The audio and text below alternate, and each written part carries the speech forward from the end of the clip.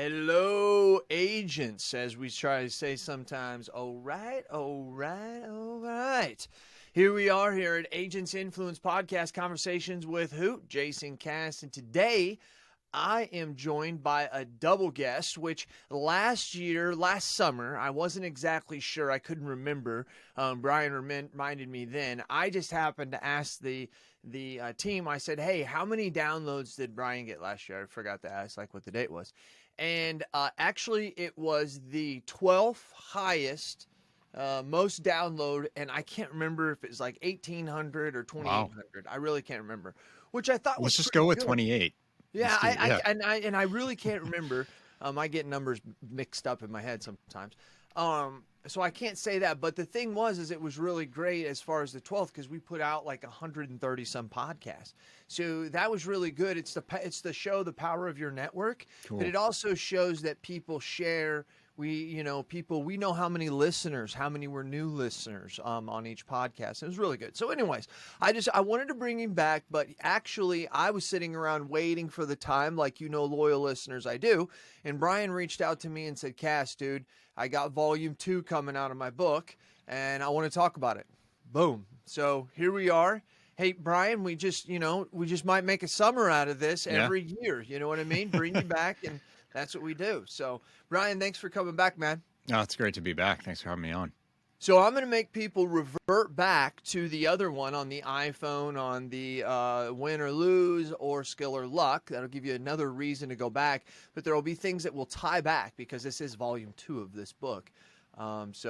Loyal listeners, sit back and relax. So here we are, Bryan. There's a couple things I want to talk about, loyal listeners. I put this down as I read some of his stuff. I don't do research on a lot of our people that I have on here, but he's kind of easy because I read his stuff and I watch his videos, so I kind of know his stuff. He talks about mindset a lot. I think this is so huge. Loyal listeners, you've heard me talk about this. I think it's good to get him. Technology's important, culture's important, all that, but mindset I think is huge. And then also I want to talk to him about going from book to book and how that looks and what's making his mind tick for the future of the industry.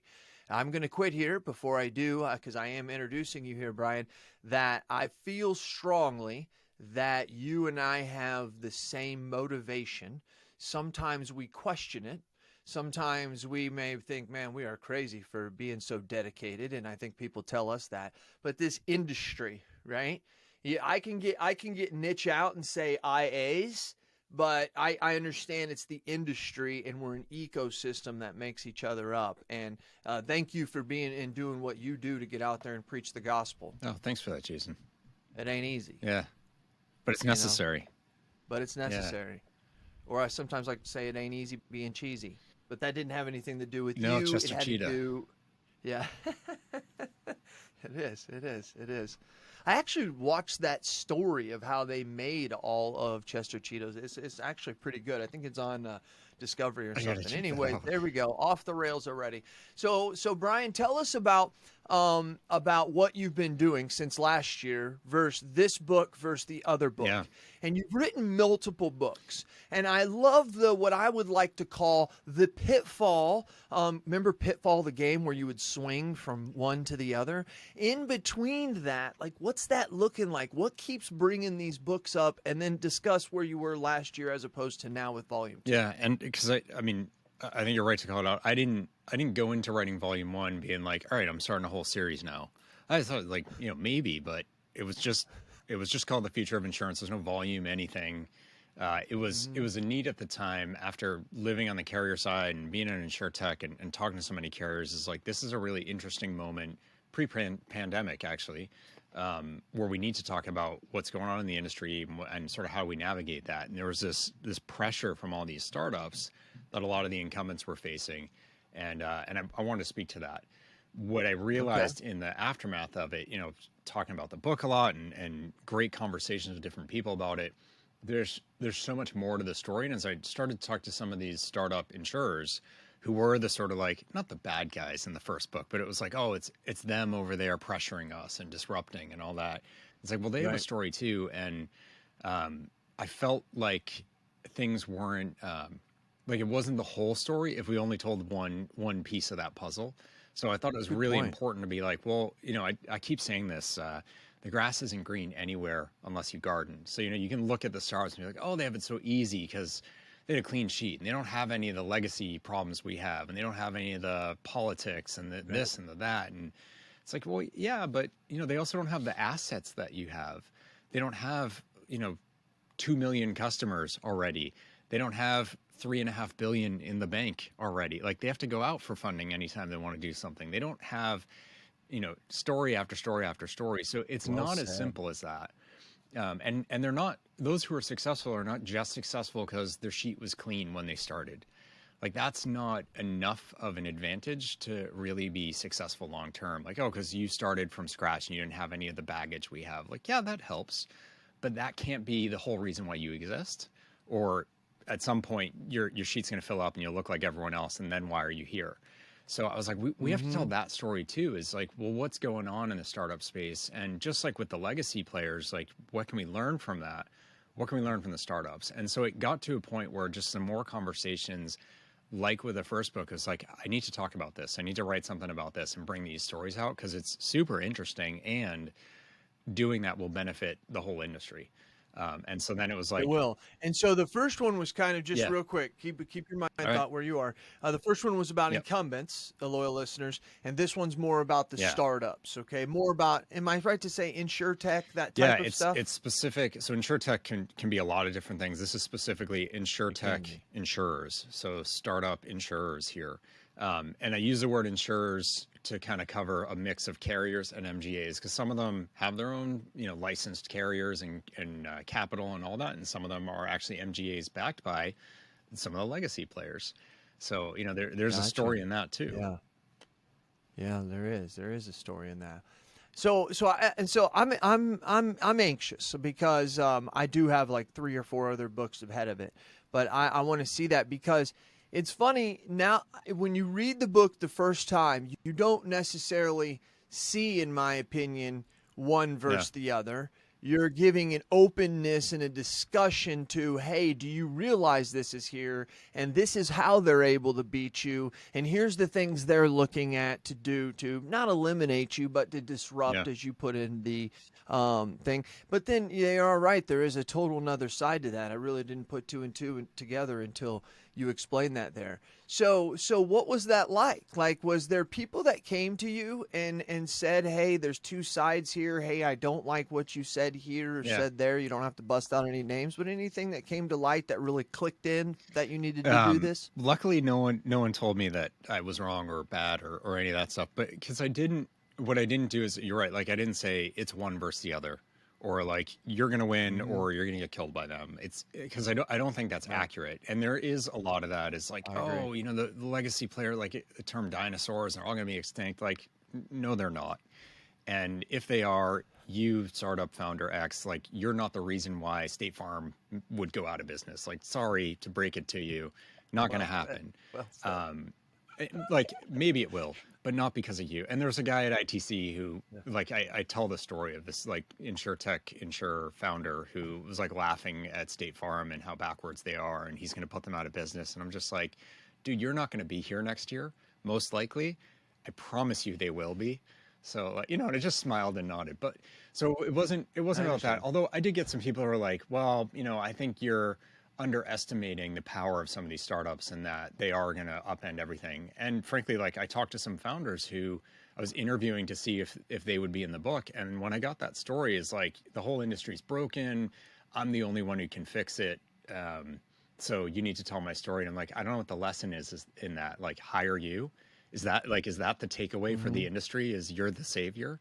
So I wasn't interested Yeah. in that, but I did get a lot of, even if the startups fail, and many of them will, because that's the nature of startups, right? Like, even if they fail, there's Right. still something you can learn from it. And so I got a lot of curiosity from people. Absolutely. I got a lot of interest from people, and from the startups, like, we want to tell our story, and we're excited, and we see a purpose in what we're doing, and we want to share that, and that's awesome. And from the incumbent folks, it's like, well, I'm hearing this name, like, what are they doing, and what's so interesting about that? And one of the things I saw coming out of the first book was kind of an awakening for some of the readers in some of those places where they felt kind of stuck and like, oh, we'll never change. They started to see a path to do that. And then there was a curiosity about, I see these folks over here with like a weirdly spelled kind of name and like a cool looking website and an app. Like, what does that mean? What can I learn from that? And so that it was more like the curiosity to dig in deeper into the other side of the story. So, Bryan, right now, from the feeling I'm getting, and I've reached out to a couple friends over the last 2-3 months, it seems like to me that more of the capital, more of the venture capitalists, they're kind of coming back and saying we'd like to see a little bit of money. And the reason I say that is because a lot of people that have committed to certain things in the industry, I notice have pulled back. And then when I talk to them, because I usually have pretty good relationships with them, they don't try to make it seem like it's dire straits, but it's the fact that now they're getting a little bit more pressure to start, maybe not even turning a profit, even though that's the goal, or you won't be a startup forever, of more of, hey, we need to start seeing, the income increase. And do you see any of that? I mean, I know you have some ties behind the scenes. I think there's been an interesting journey in investment. Early on, there were a number of insurtech carriers who made a lot of noise, big splash, big marketing efforts, and really like, I'm not going to name any of them, but it was like, I felt like they were all at every conference, even though they never sent anyone there because it's all anyone could talk about. Mm-hmm. And if you look at their economics, those are not viable businesses. And it's not just because like any insurer who starts a new line of business or a new effort, it's going to be unprofitable for a period of time. And not just because of startup costs and acquisition costs, but small books of business can't smooth their losses. They're not mature enough. So you would expect bad loss ratios for a period of time until they hit maturity. And it's always a question, well, how big does it take before maturity sets in? If you look at the economics of some of the earlier, not all, but some of the earlier insurtech carriers out there, it's really questionable how they're going to survive without the excessive investment and the reinsurance capacity that they've been burning through. Those are not viable businesses without it. What's more interesting to me is if there's like a real reason why they need to exist, if there's a real advantage to what they're doing, then they still need to get through that. And then you could see why the business works out. Or maybe that's an acquisition target that like there is a story there. They just couldn't get the numbers to work because they didn't have the scale underneath them. And that's where like, I'm going to make up the names here, but like State Farm buys Lemonade. Like if Lemonade was a viable business, but couldn't make it work at their scale and their access to capital, then you could see why someone who is in that steady state, Traveler, State Farm, whatever, might want to buy someone like that. It's kind of like Esurance and Allstate. Like there's a lot of reasons why that made sense. And Esurance was viable because they had bigger backers behind them with White Mountain. But ultimately, that made a lot of sense to sit within a major carrier. When you, go. I'm sorry. No. You said something about burning through reinsurance. So if your loss ratios are really unsustainable, someone's got to pay for that because you're not bringing enough premium to pay for those losses. So if you're writing at a 300% loss ratio, 3 times your premium is going out as claims before you pay for anything else, your staff, your commissions, anything. Someone's going to pay those claims. That's where reinsurers come in. Yeah, that gotcha. Yeah, and that makes sense. Okay, I just wanted to. I had never heard that actual term, so I wanted to make sure that. It's the insurance that insurers buy. So insurers all end up selling part of the risk they take on to a reinsurer, which could be another insurer or specifically a reinsurer like Munich Re, Swiss Re. And Bryan, there are some out there that are animals in Africa that I know what they do is because they've told us, and I don't think it was a privacy standard, it's how they work, they don't underwrite. Right? It's all going to reinsurance, and they get like a certain cut of 25 or 30% of the premium. and then they pass, and it's amazing because they always end up coming back to the agent eventually and saying, yeah, hey, by the way, we now offer through agents. And it's like, wait a minute, Well, but that's a anyways, whole story I too. always love that. We love it. Yeah, so there's MGAs, Yeah. which is effectively a kind of broker, and that's not a new thing, but it's become a really common tool to start up one of these insurers that ultimately they want to get to be their own insurance carrier, but that takes a lot of capital, and it's very hard to get venture capitalists to put up a big sum of money to meet your statutory requirements for how much cash you have to have sitting around. Like VC doesn't like to put up capital to just sit there and do nothing, which is effectively what your surplus and your statutory capital has to do. So you end up like selling way too much of your company to the venture capitalists, giving up too much equity. So you see an MGA model where it's like they're proving out that what they're doing, they are underwriting, but they're not holding the risk. So they're pricing it, they're seeing their technology, their market access, all that.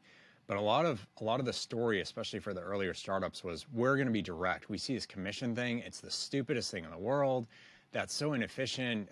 We're going to go through the internet and we're going to get these customers so much cheaper, and that's how we're going to beat everybody else. And then they get in the market and they realize market access is really, really hard. And going direct is not free. It's super expensive. So you start to realize like, oh, actually, the agent channel is a brilliant way to supplement this great thing we're doing that we just said was the only way to do it, and the agent channel is terrible.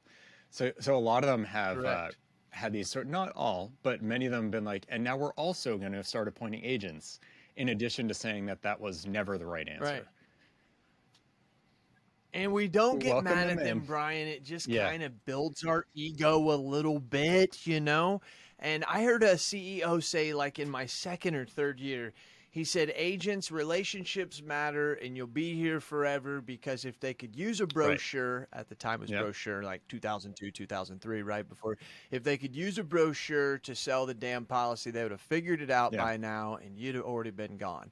And I'm not saying that we won't be here in 100 to 200 years, but I talked with Daniel Burris, who is a very, very famous futurist, and he said it. He said, Jason, the future is relationships. There's no ifs, ands, buts about that, and as long as you're there and you use technology around that. Let's go over here to mindset real quick, Brian. So in mindset, that's something that you talk about, and specifically there is an article. I don't know if you think if you're the one who said this, but you think you're writing a book. Well, this one was today actually, but this isn't the one I'm referring to. You're thinking about writing a book. It's a calling card for your expertise and impact. And I think a lot of that is led by mindset. So what do you mean when Brian, the InsurTech leader, trying to help us understand the future, why is mindset I think actually so it's all that matters. And people ask me this, they're like, which technology should I use? Like which cloud, do we go with Azure or AWS? I'm like, that doesn't make any, like, look at both of them, figure out which one actually suits your needs and your budget, whatever. But like which one you choose, why are you talking to me about that? That's not a relevant conversation. And that's not going to be the reason why you succeed or fail, because you went with one versus the other. So like, yeah, there's better technology and worse technology and whatever, but that's not really what matters, because the best technology in the world is worthless if you're not going to use it right. And if you're not going to deploy it effectively and empower your people to use it and all those kinds of things. So mindset, and to me, it starts with, and this is kind of like across both the books, there's one thing that, and I don't like being reductionist, but I do think this is the single most important thing, and it's the word hubris. Like how much are you setting aside whether you're right or wrong and your expertise? Like I mentioned that founder who is like, all insurance is terrible, I'm the only one who can solve it. That's a problem. His mindset is a massive problem, because who wants to work with someone like that? Who wants to buy from someone like that? Who wants to, like, that is not the answer. And how much of his mistakes is he seeing if he thinks he's the savior? And how many opportunities is he going to catch that someone else is doing that maybe is a brilliant idea? He's not open to any of that. So if you come with an attitude of hubris versus humility, you're not going to see your mistakes. You're not going to see opportunities. Even if, a competitor is failing and their economics stink and all that, like, surely there's something interesting or useful in what they're doing. If all the rest of their business is terrible, but like this one thing that they're doing over here and how they issue payments, or, how they have someone who like gets on the phone with the customer in that tough moment, even though they're fully digital, and like they're giving compassion, or they're doing home inspections, like whatever it is, there's going to be something you can take from them. Or maybe it's in their failure. Like, well, why did they really fail? And don't just sit here and say because they're idiots or they're this or they're that. Like, really look into it. What was the thing that drove them to closure? I think that's what's really critical. It's like, looking at another industry at the start of the pandemic, Hertz went bankrupt. And Hertz actually was one of the best performing rental car companies in a very tough industry. You can say, oh, it's because this was terrible or that, like, the actual reason was the covenants on the financing they used to buy the cars that they would then flip as used cars, and the timing of those things. And it was like a really strange structure. It brought down the whole company, but it also gave them really good leverage in times that were more normal, leverage that helped them to beat out their competition. Right. So can you take something from that? What could we use from that helps us when times are good, but recognizing it can also turn around and bite you when times are bad? How would we structure this differently so we get the best without the worst? But that takes that humility. Yeah. Well, and as an agency, as it is in hubris, for everybody who wants to know, maybe that's the first time you've heard that word. Maybe I've heard it before, but didn't register. Yeah. It's excessive pride or self-confidence. And so I think, yeah, that's so huge in what you're saying. And I believe that the excessive pride or self-confidence and not doing that goes back to who our society is, of a caring and sharing and multitasking and understanding, society that we're kind of working through. So I can see that. Now, as agents, whenever we're talking about agencies and what can we learn from someone else, right? We can learn as agencies, as loyal listeners, that we look at the insurtechs, we look at these startups, we look at them and say, oh, blah, blah, blah, blah, because they scare us, and our scarcity mindset comes out a little bit. But look how in times of crisis they're able to communicate in a very effective way. You know what I mean? What part of the customer experience are they giving that mixed with what you do would be over and above what you do now and what they're doing, right? I think that's what Bryan is saying. And you're coming from many different points here, but as loyal listeners, I think it's very, very valuable that if you just close your mind to some of these startups and tech companies, you're really losing the advantage of those who aren't closing their mind and are going to start to mesh that kind of customer experience. I love the word mesh, because I think that's what it is. Correct, Bryan? And this is why I say, like, the grass isn't green anywhere. It's like the startups have a lot of really great things, but there's so many existing assets and benefits that they lack. And as an agent, what do you have that this fully digital distribution platform doesn't have? And so what if you were to tap into some of the digital enablement tools that are out there for you, whether it's to help you sell or to transact or to support or whatever, but you add all the things that you have. You have an office, you have a presence, you have relationships where you've actually met the people, you've seen them face to face, or you could see them if they wanted or needed to, and you can offer flexibility that someone else can't. And that's why you see, when you see reviews of some of the startups that are trying to be pure digital, it's like amazing 5 stars for the folks who had really simple things going on where it was fully digital path. And then for people where it got a little trickier, it's like horror stories. And it's like, I couldn't get anyone. And once I did, they were totally unhelpful. And it's like, you're never going to give that kind of human experience. So what if you had the digital enablement that gets all those 5 stars, but when times got really hard, you also had the human side of it that blows them away. And it's like, thank God, Agent X was there for me. I talked to them. They just took care of it. I didn't have to worry about it. It's like, I already had enough going on. We had a tree fall through our house, or we got sued. I didn't know what to do about it. And John was there, or Sally was there, whatever. Like, they took care of it in a way that digital tools aren't going to be able to do when that empathy moment matters. That's the big differentiator for an agent. And that's why the channel is still there. That's not something you don't digitize for empathy. Sure. You digitize to take the process and the pain and the kind of monotony out of it, so that the empathy is all that's left, and it gets to get amplified. But a fully digital, like, that's never going to have that opportunity, which might be fine for some customers. Like, I'm not going to say there's no market for that, but there's a reason why 84.5% of commercial insurance still goes through agents and brokers. And a huge chunk of personal lines still goes through it. Yeah, And like, a lot. there's good reason. And I've been hearing that war cry since I started in the industry in 2000. Like people were like, have you seen this? The agents are going to be gone, this internet thing. It's like, give them a couple of years and they're gone. And like, okay, well, Right. we're still saying that 21 years later. We between 31 to 33% market share for an independent insurance. The industry Yep. controls personal auto. It was 31 to 33% back in 2010 when the Big I made Consumer Agency Portal and made that thing where you could get online. I was part of that that task force that started up that, and that was something we were concerned about, because. And the thing was, I don't know if we've ever had above that. And I don't know if, I mean, maybe we did before State Farm and Progressive and all them. But I think that you're so right. And there's so much history there that people don't realize.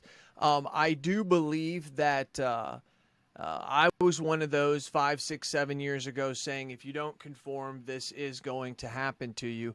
I still think, Brian, we haven't seen the complete fallout of the pandemic for insurance. I believe it's a delayed reaction.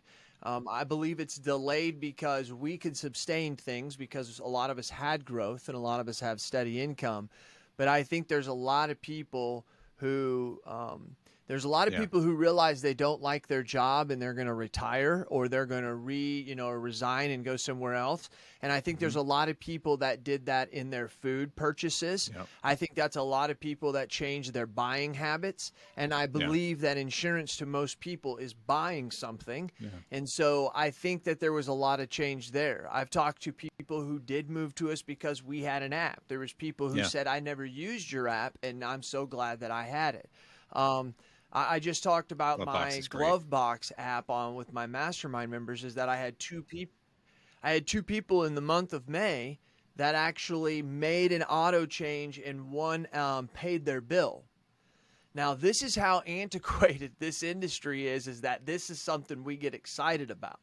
Because this is not something that our clients can do. Yes, if we have Erie, they can make their payment. Or yes, if they have Progressive. Right. But that's not what I'm concerned about. I need one location, And that's the beauty of what these tech companies are tackling those issues. Yeah. And it makes our industry I think so you're much right better. in that really, we haven't does. seen the full impact on the industry yet. I think there's more to come. I think we've seen a lot, but not everything has happened yet. And I think if you look at what people do for work, that's another place that's going to be really interesting is the nature of work. Anytime there's a financial crisis, the nature of work changes. This happened in 2008 where, I was at Beasley. We were doing a lot of tech errors and omissions. This is before the cyber days. And a lot of the things or tech and miscellaneous E&O as well. And a lot of the things that people put on as their professions changed. Or we get a claim and we're like, that's not what you said you're doing. Like, oh, well, because I had to pay my rent, so I also started building websites on the side. Like, wait, that's a different exposure. Now what we see is like people lost their job or they don't want to do that anymore. They don't want to go into an office or whatever. So the nature of work and how you do it and what employed means is changing. I think the whole gig thing took a bit of a shock when people didn't want to get into a stranger's car that other strangers had just been in. But there's food delivery skyrocketed. Restaurants became kind of commissary kitchens that just do delivery now. Like a lot of things have shifted.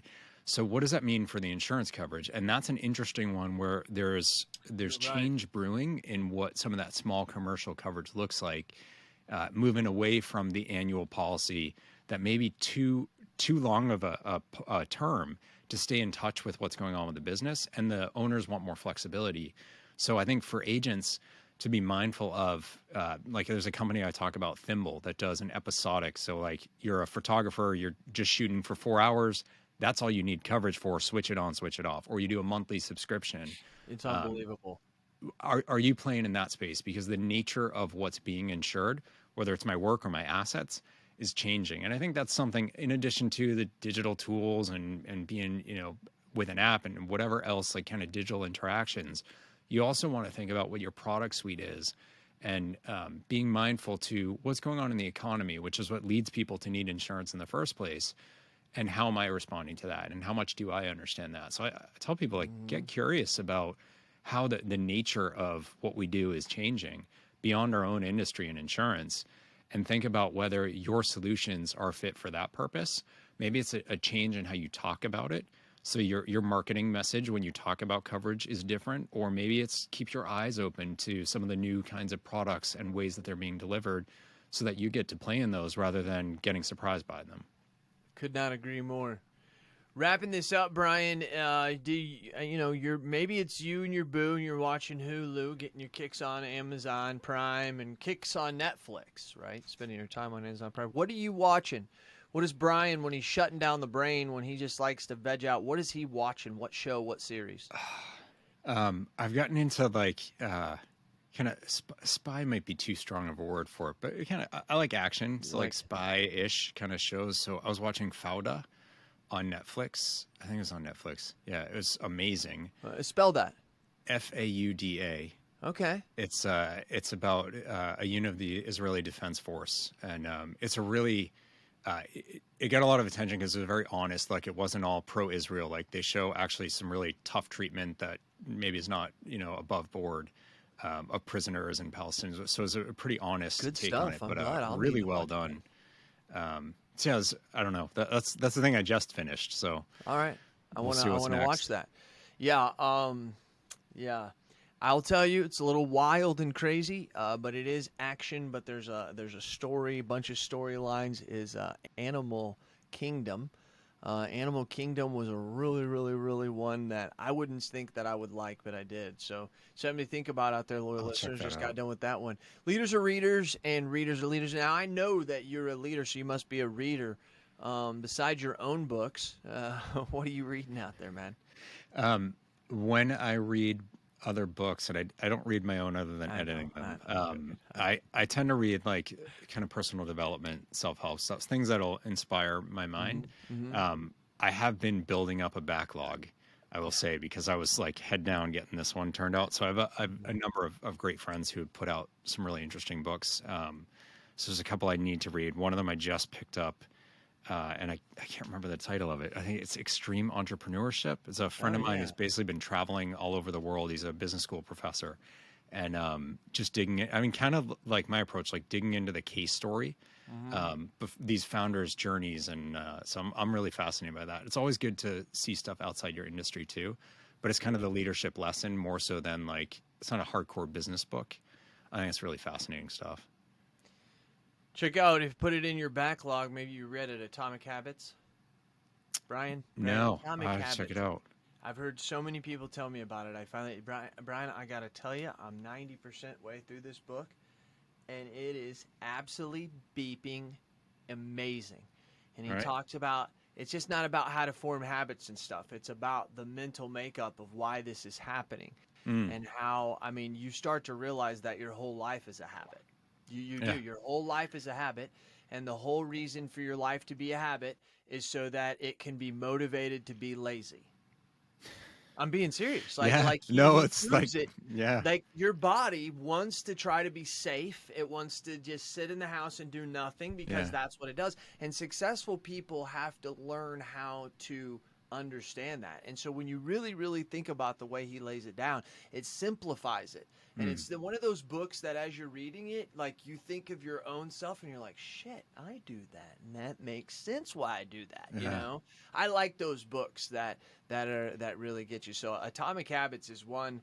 I got to tell you, it's been a while. Not since Malcolm Gladwell is the same. I read anything he reads. You know how he breaks shit down? So does this guy on Atomic Habits. I wrote it down. I'll put it in my list. So anyways, Bryan, thank you very much for joining us, dude. I really, truly do. Where can people find you? I mean, besides LinkedIn, is there any website they should go to? Yeah, so I'll direct them to future-of-insurance.com, and the dashes matter, unfortunately. That's where they can find out about the book, and you can get to me through there as well. Man, that's awesome. One more time, so with the dashes. Future-of-insurance.com. Boom, boom, boom. I appreciate it very much, Bryan. I really, truly do. And for all you loyal listeners, you know what I do because I do it for you. I love every one of you out there. Tell me your thoughts and tell me your ideas, and I'm going to tell the world what you have to say. This is Cass. He's Falchuk. We're out.